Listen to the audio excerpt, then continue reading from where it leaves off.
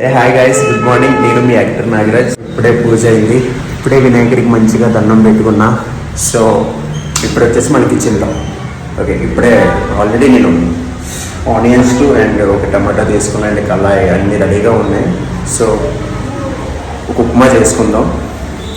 ఉల్లిపాయ టమాటా చేస్తా. ఇప్పుడు కళాయి వెలిగించా. ఇప్పుడు ఆయిల్ పోసి సో మనం ఇప్పుడు పోపులు ఇవి తీసుకొని మంచిగా పోపులు వేసుకొని ఉల్లిపాయ టమాటా వేసి మంచిగా వేపి అప్పుడు వాటర్ వేసి ఉప్పు వేసి అండ్ మన నూనె వేసి ఇప్పుడే కళాయిలో పోపులు అండ్ జీలకర్ర అండ్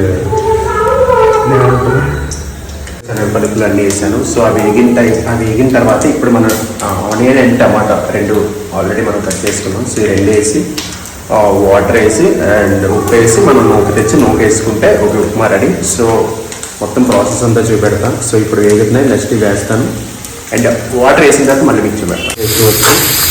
గైస్ ఇప్పుడే వాటర్ వేసాను గైస్. ఈరోజు మా ఊరు ఉప్మా వేస్తున్నాడని తెలిసింది.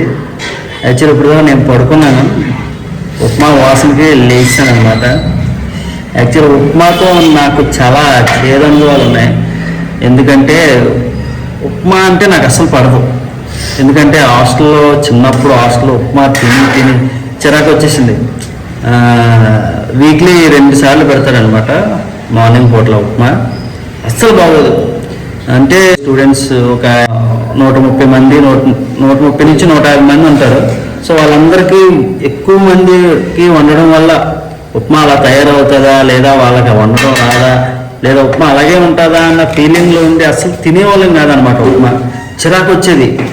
ఇంటికి వెళ్ళినప్పుడు ఎప్పుడైనా ఇంట్లో వాళ్ళు ఎంత బాగా ఉప్మా చేసినా తినేవాళ్ళం కాదనమాట. హాయ్ ఏంటి ఉప్మా అని చెప్పి చాలా చిరాకు వచ్చేది. హాస్టల్ లైఫ్ అయిపోయిన తర్వాత ఇంట్లో చేసే ఉప్మా తినడం అలవాటు చేసుకున్నాను.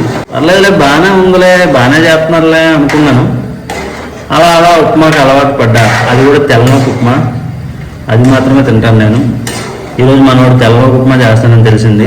ఎర్రనొక ఉప్మా నీకోసం ఎంత బిల్డప్ ఇచ్చాను కదా. ఎర్రనొక ఉప్మా చేస్తున్నాను గైస్, చాలా బాగుంటుంది టేస్ట్, ప్రోటీన్ కూడా.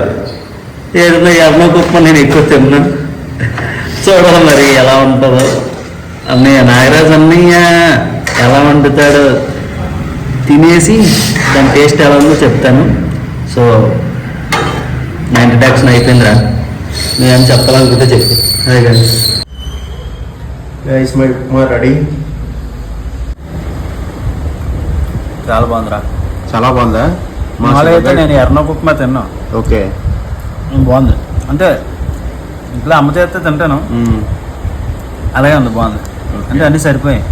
ఓకే, ఇంకా మా శివగాడు రివ్యూ ఇచ్చాడంటే మీరు అందరూ చేసుకోవచ్చు గాయస్ ఉప్మా. అదే జెన్యున్గా చెప్తాను, నిజంగా అదే జెన్యున్ గానే.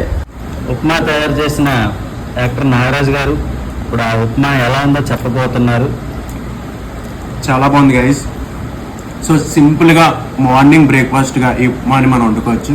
సో ఎర్రనొక ఉప్మా అంటే చాలా మంది తినరు, కానీ ఒకసారి ట్రై చేయండి, చాలా బాగుంటుంది. నాకు నచ్చిందిరా, బాగుంది. మా శివగాడికి కూడా చాలా బాగా నచ్చింది ఉప్మా. సో వాడు అసలు తిండి అసలు ఈ ఉప్మా అంటేనే. అలాంటిది వాడు కూడా చాలా బాగుంది, జెన్యున్ రివ్యూ ఇచ్చాడు. సో మీరు కూడా ఈ ఉప్మా రెడీ చేయాలంటే మా వీడియో చూడండి. ఇది మా బ్యాచిలర్ బతుకులు. ఒకసారి సేవ నచ్చింది అన్నాడు నొక్కి చెప్పావు అనుకో, ఈ అబ్బాయి ఇది కావాలని చెప్తున్నారు వీడియో కోసం. Genuine review. నిజంగా నాకైతే నచ్చింది.